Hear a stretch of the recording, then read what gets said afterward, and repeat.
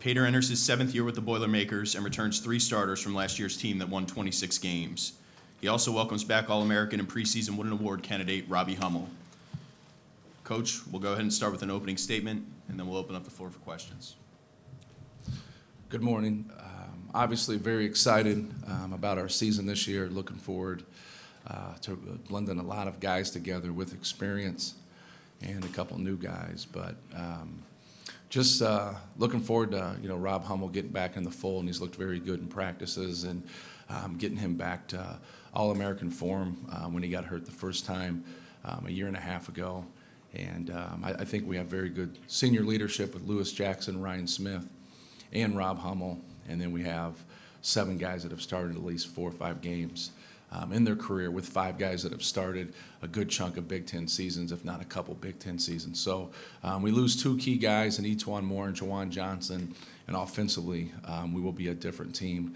But hopefully through practice and hard work, we can still take care of the basketball, play good half-court defense, and be a good rebounding team. Thank you, Coach. We'll open up the floor for questions along the center aisle in the back. Along the center aisle in the back.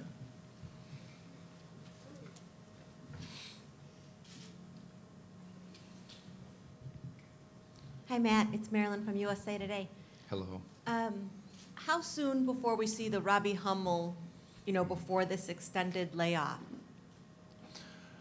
How soon we will see him? The old Robbie Hummel, the one that's been so yeah. long since we've seen. Well, I think a lot of times when you have guys that have success and they're out for a while, I think it gets a little mythical, like they had a cape, when they played before. But Rob is a guy that I've always described as someone who defers to others. Very few great players in college basketball you could say that about. He makes other people around him better. He does little things. I think you could stand him out there with crutches, and he could still help your team win. But now, as he's getting back into practice and playing, he looks different to me in terms of, he came in he looked like a little kid as an 18, 19-year-old. Now he's a grown man at 6'8", 220, and he's always been a knowledgeable guy. Now he's got a lot of experience, and I think sitting out and understanding the game is one thing, but then being able to sit out as much as he did, I think it'll really help him even more of just making good decisions and helping other guys out on the court. But we expect him to have the best season of his career. Front left.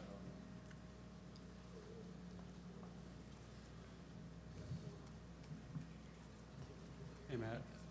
Will Robbie's game have to change in any dramatic way? I mean, will the way he approaches the game, what he does on the floor, change now without Etuan and without JaJuan? Well, I think it changes in terms of he was a guy we would always play through. He's such a selfless guy, and he's always going to make the extra pass and make that next play. He's got to make sure that now that next play is better for Purdue.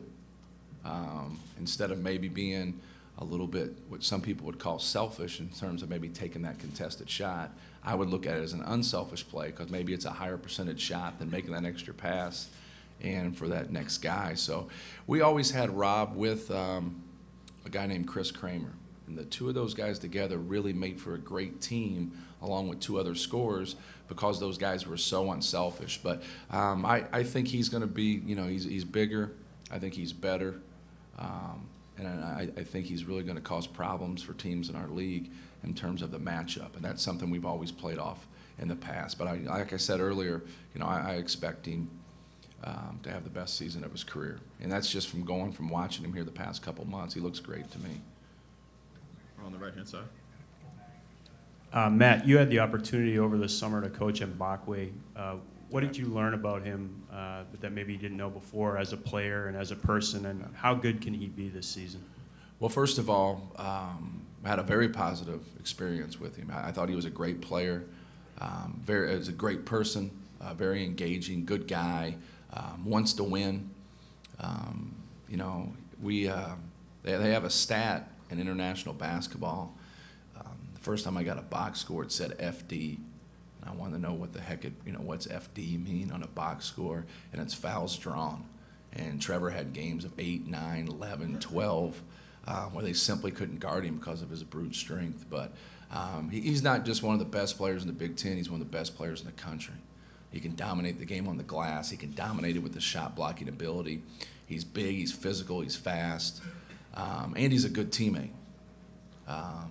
And so with those things and those qualities right there, obviously it makes Minnesota a big-time threat in our league. Along the center aisle.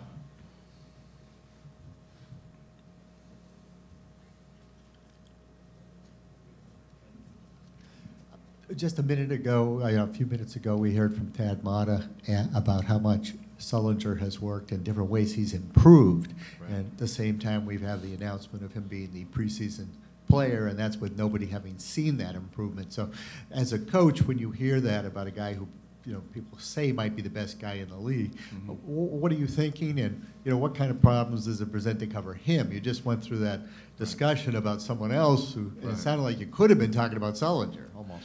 Well, obviously, Jared Sullinger is a great player. The thing, he has a lot of physical tools, but to go along with that, I think what makes him special is his understanding of the game. And when he gets the ball in the post, he's a threat to score at all times from his physical strength and his skill level, but he's also got a high basketball IQ, and I think sometimes that gets lost in discussions when people talk about improvements. You can get better, but are you getting better at thinking the game? Jared Sullinger, his dad's a good guy, he's a good coach.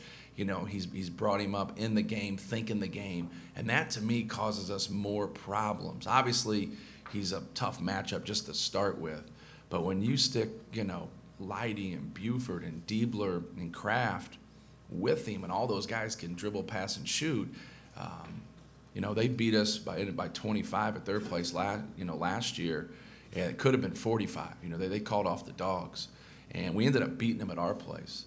And I really had no game plan because I don't know how to stop Jared Sullinger. I think when they're clicking and he's making good decisions and they're getting the ball to him, that's the best thing to do is just try to keep the ball out of great players' hands. Because once he gets it in that sweet spot down there and he gets you on his backside, prayer, that's the only thing I would say. Good solid prayer is the only thing. You hope he misses. Don't give him an angle. Yeah, hey Matt, over here. What do you need to see from Ryan Smith and his ability to play the three, even though he doesn't look like a four? I guess sometimes he sort of plays that way. But what do you need from him? Well, we'll play him at the two. At that smaller of the two guards. We're going to try to play a bigger guy at that three. I don't think that puts him in good light. And obviously, in particular matchups, we'll play at times with three smaller guys if we think that's advantageous to us. But just his ability to to run and shoot and be cerebral. He's a guy that I feel can shoot 50% from three. This year, he shot 44% overall and 47% in the league last year, or vice versa. I don't know if I have that correct. So just his leadership, his experience, his ability to shoot the basketball, his toughness. He's had to fight awfully hard to get to where he is from a defensive standpoint. Still needs to continue to make improvements in that area, but just a great kid and a great shooter. And anytime you have a guy like that on the court, then obviously Rob Hummel, you're able to stretch the defense, and it helps for your spacing. One more on the left. Coach, can you talk about how the Mackey renovations have positively and negatively affected your team and newer coaching staff in preparation for this season? Well, I don't think it's affected, this team. We're hoping that it affects recruiting and helps us with young people as they come through and see what we have. But obviously, we're getting a new practice facility.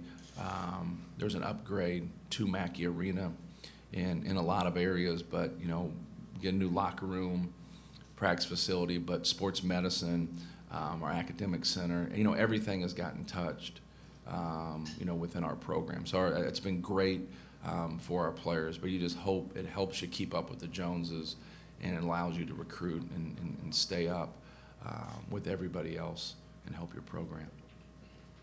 Thank you, Coach. Thank you.